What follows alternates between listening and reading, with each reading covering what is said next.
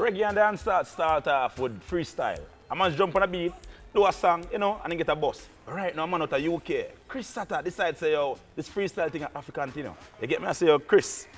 What's going on, bro? Wow, go on. You good? Great things, Chris Sata, great things. Because, yo, we say I do it for the culture. You get me? I say? And, yo, as a man where, I forget Jamaica's this right now. We have to call it a Jamaican also. Because we say I do it for the culture, I do it for Jamaica, bro. And we have to respect that. You get me? I say? Respect, bro. But Chris, for who don't know, though, who is Chris Sata? So Chris Sata, I'm a DJ, broadcaster, love reggae music, love dancehall. And yeah, man, I love doing my freestyle platform in Jamaica, pushing forward the best artists and giving them a strength, you know what I mean? Oh, I know. Oh, you got into the whole reggae and dancehall now, the whole Jamaican culture though. Oh, you decided to say, yo, this is the way I want to go still.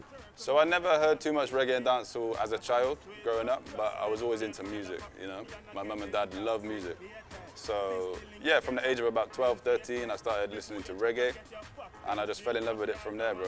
Who are some of the artists that stand out to you as a child growing up though? Make you feel like, say, yo, you fell in love with this? So Bob Marley, Dennis Brown, Johnny Osborne, those are the kind of artists that I was listening to at the beginning.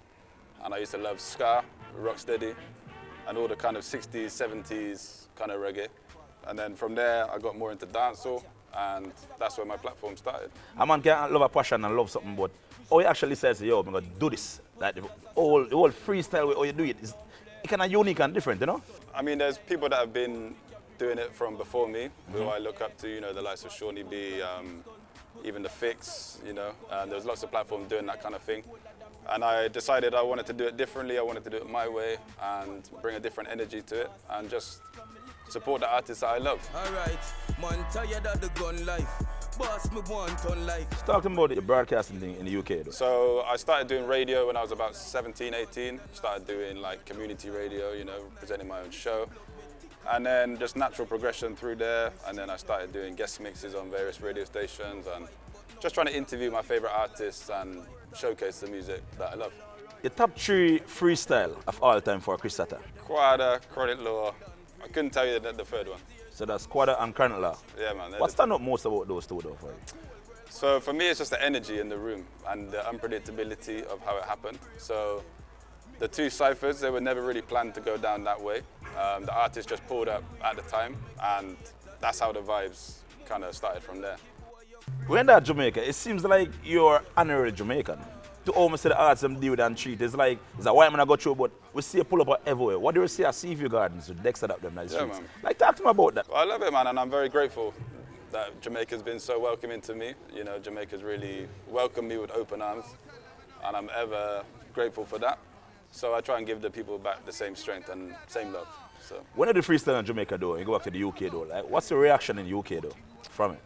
The reaction is great, bro, and they love the different energy that Jamaican artists bring, because Jamaican artists are very natural when it comes to the freestyling thing, and that's something that I think the UK maybe lacks a little bit. You see how in Jamaica, everybody's an artist, bro. Like even the man on the street doing the, It's lovely. Everybody's an artist.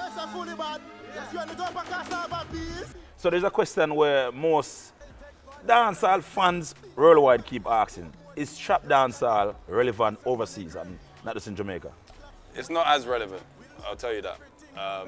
There is the hardcore dancehall fans that you have in the UK that are part of the diaspora, you know, in London, Birmingham, cities like that, that are in tune with dancehall, and they know about the trap dancehall and they love it. But on a greater scale, the general population, they don't really either know about it or they don't gravitate towards it. And I think that's because what they're used to hearing from Jamaica is more the thumping bass. You could really feel the energy, and I think that's maybe simmered down a little bit, and that's why the general market in the UK maybe isn't gravitating as much towards the new dancehall artists. So your advice then to these new type of artists right now where I try to break out internationally, like what would you tell them to do different though? I don't think you can necessarily program an artist and tell them what to do. I think they do have to have that element of authenticity where they're doing their own thing, and you never know, some of it might just take off. But I would say it's important to have a good rhythm, a good quality rhythm, that when you play it on the speakers and in the clubs, you can feel the energy that makes you want to move, and uplifting vibes. Give thanks to the chicken back and curry. So you think if these Jamaican artists should go back in time for those old time beats, it would bring back the culture the right way? Well, there's no set formula. Like I said before, you have to be authentic in what you're doing, and it has to really resonate on the streets in Jamaica for it to then grow from there. But there's definitely a scope for releasing music on the more classic rhythms, and I think that will definitely resonate with certain crowds, but it might not resonate with the hardcore fans in the other countries. Because I know it's on your freestyle platforms, they tend to use more of the authentic beats instead of the old fusion version of the old hip hop and trap mixing. Is this a reason why? Is a specific reason why you chose that route? Well, you can't beat those rhythms for freestyles because they have the original energy, and also it tests the artist because they're not used to necessarily hearing those rhythms every day anymore.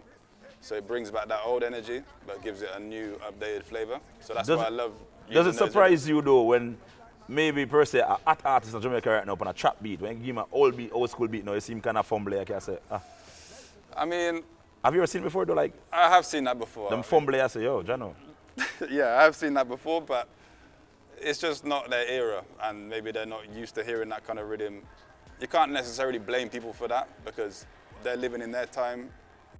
Have you ever witnessed like real natural talent? And then when you see the artists who actually have the highlight, the big artists who are boss already, the man that want to get the highlight kind of better than them. To be a big artist is a different thing. You can't just be good at freestyling. You have to be good at making records. You have to be good at marketing yourself. You have to be good at image and all these other things that come into the package of being an artist. It's not just about you're a bad freestyler or you're a bad DJ, because that's a part of it, but it's not necessarily all that it takes to be a good artist, you know.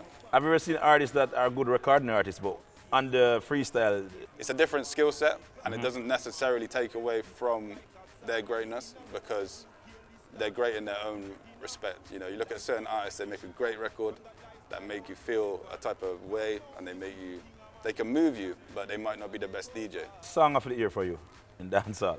I really like Popcorn, Immortal Life. Really uplifting song, you know, because right now there's not too much uplifting music, so when you hear a good song that's uplifting as well, you have to really celebrate that. Also, Shake It to the Max. That's the #1 song in terms of playing in parties and stuff like that, and that's a song that has really transcended dancehall and really become popular everywhere, you know. So Shake It to the Max and Immortal Life by Popcorn. And Artist of the Year? Artist of the Year, I think you'd have to give it to Massacre because of the incredible run that he's had. What are your thoughts on the Massacre versus Family Clash just the other day? We all love to see clashing, you know, because it's part of the history of the music. People have always been clashing, but I think, personally, these days I'm not too interested to see clashing anymore because I feel like it just brings too much negative energy, and I don't think it really benefits the artist either. The biggest platform of clashing in Jamaica is Sting. 2 years running now, Sting are really in play. Like, what are your thoughts about that though? I mean, it's a shame for real because, you know, watching some of the old videos like the classic Bounty Killer versus Beanie Man, that right there is part of culture, it's part of history, and it's a shame that that hasn't continued. Who's the king of dancehall for you? King of the dancehall, I mean, for me, I'd have to say Vibes Cartel. Chris Sata now, 2026, what are your plans? So obviously I'm here in Jamaica right now, so I'm going to focus on putting out all the videos that I've recorded here in Jamaica and featuring talent from other countries as well. So 2026, like, who are the artists that you're starting out, like, you really want to get these artists on your platform? I mean, there's too many to mention, bro. I've got about 50 artists lined up for this season. Have you ever had Massacre on your platform before? No. Massacre need to reach out. It'd be great to have Massacre on the platform for real. Last and final, Chris Sata. What makes Chris Sata freestyle show, the artist thing and the modest thing, intense? I mean, it's the vibes and the energy, I think. So I tried to bring that quality and continue with that. See, you know, mad, there's no other. One Chris Sata. Respect, Check him out. bro.